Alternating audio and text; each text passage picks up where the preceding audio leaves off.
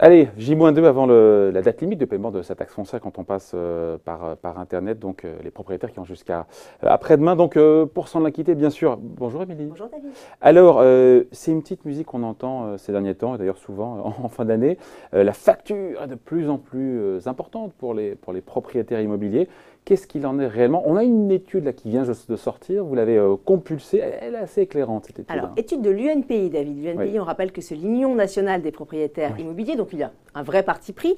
Mais en tout cas, leur observatoire semble plutôt bien documenté puisqu'ils ont passé au crible la taxe foncière dans les 50 plus grandes villes de France. Et le bilan, il est sans appel. En 2018, la taxe foncière, elle a encore augmenté en moyenne de 1,7% sur tout le territoire. Et quasiment aucune ville n'est épargnée sur les 50 villes étudiées. 46 donc ont vu leur taxe foncière augmenter en 2018. Voilà, c'est QFD. Il y a des différences, j'imagine, évidemment, entre les villes. Alors oui, on le rappelle, le taux global de la taxe foncière, il varie en fonction de là où on habite. Alors pour savoir quel est le montant de sa taxe foncière, c'est très simple. Il suffit de faire une petite addition, d'additionner donc le taux décidé par sa commune, le taux décidé par son département et le taux fixé par l'intercommunalité. Et donc vous obtenez votre taxe foncière. Et donc vous avez raison, David, il y a de grandes différences entre les villes et c'est ce que nous dit l'UNPI dans son étude. Et dans le détail, ça donne quoi? Alors, vous avez deux villes qui sortent carrément du lot. Vous avez d'abord la ville de Nice qui enregistre une explosion de sa taxe foncière. On le voit, 19,32, c'est écrit là. Plus 19% en un an, donc c'est vraiment énorme. Et puis vous avez Villeurbanne juste derrière qui enregistre une hausse de près de 11%. Donc là, c'est vraiment les deux villes qui sortent du lot. Loin derrière, vous trouvez une augmentation de 4% à Limoges et Mulhouse, de 3% à Perpignan, de 2% à Toulon, de 1,5% à Bordeaux. Et puis à Paris, vous voyez, elle augmente, mais seulement de 1%. En revanche, les propriétaires qui vivent dans le Nord sont beaucoup mieux lotis car à Tourcoing, Roubaix ou Dunkerque, la taxe foncière, David, elle a baissé cette année en moyenne de 3%. Elle a baissé également à Lille. Mais il était temps, on a envie de dire, parce qu'à Lille, la taxe foncière a augmenté de 30% ces 5 dernières années. Ouais. C'est intéressant ces tableaux. Là, on fait une photographie de 2018, mais si on prend un peu de recul sur quelques années, ça donne quoi? Alors justement l'UNPI est remonté quelques années en arrière et figurez-vous, David, que c'était bien pire avant.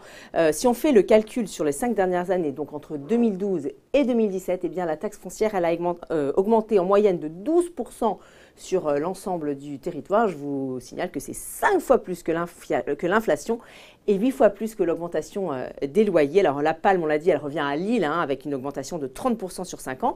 Créteil et Nantes ont également la main lourde avec une hausse de 19%.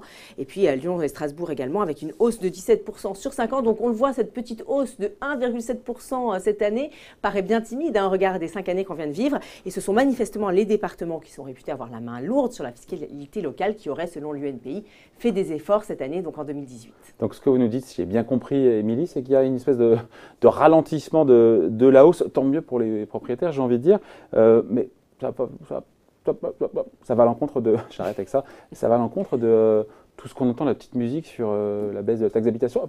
Ah oui, alors vous avez raison, effectivement, la suppression de la taxe d'habitation, avec cette suppression, beaucoup de propriétaires craignent justement que les communes et les départements se rattrapent sur la taxe foncière. C'est d'ailleurs ce que craint l'UNPI, qui nous parle d'un effet vase communicant de la suppression de la taxe d'habitation sur le reste de la fiscalité locale. Son président, Pierre Rotu, nous parle effectivement d'un rattrapage sur la taxe foncière, mais aussi sur des taxes additionnelles, des taxes secondaires que payent également les propriétaires et qui ne cessent d'augmenter elles aussi. Alors vous avez par exemple la taxe spéciale d'équipement, la taxe inondation, la taxe sur les locaux vacants ou encore la taxe d'enlèvement des ordures ménagères qui, elle, est d'ailleurs prise en charge en partie par le locataire. C'est bien la seule.